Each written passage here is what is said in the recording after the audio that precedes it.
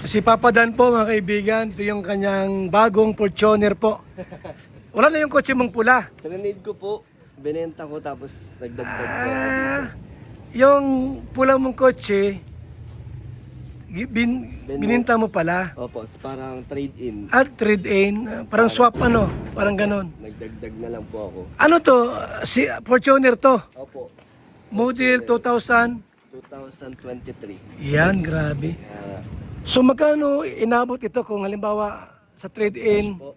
lahat na, Pag cash nyo po itong binili, ano yan, 1.4. brand new. Hindi po ano yan. Ito na. Used parang second hand. Kasi ang brand new sa Fortuner, 1.7. Opo, 1.8. Gano'n. So bago pa pala ito. Tapos, kaya kinuha ko na rin po kasi ang tinakbo niya lang, Kuya Balis, 2,000 lang. Okay. So parang brand new na din siya. O parang brand new na rin, ano? 2,000 lang yung tinakbo. Grabe dahil sa Kalingap, nagkaroon ka ng service, Opo, ano? kaya nga salamat sa inyo Kuya Bal, kay Tita Edna at kay Kalingap Rab na nabigyan ako ng pagkakataon na maging parte ng Kalingap. At ayun, yung hindi ko po inaasahan na sasakyan ay nabili natin sa pagiging vlogger.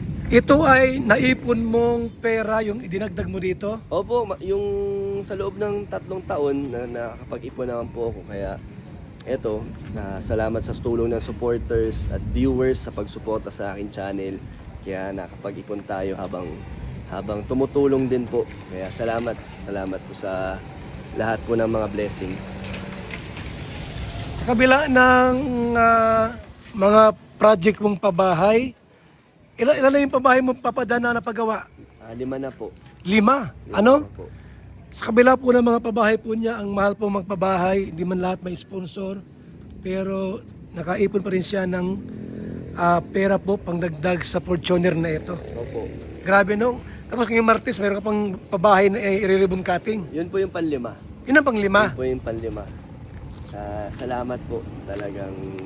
Thank you rin kay Lord na meron tayong na naparanas sa atin yung ganitong pangarap po na dati lang sa akin po ay parang hindi imposible ito tapos ngayon ay meron na po. Kaya salamat sa Kalingap at sa lahat ng sumusuporta po sa Kalingap. And thank you so much. So, mga Kalingap, supportahan po natin si Papa Dan sa kanyang charity vlogs. Ang maganda rito po, no, kahit si Papa Dan po ay napaka-busy tao.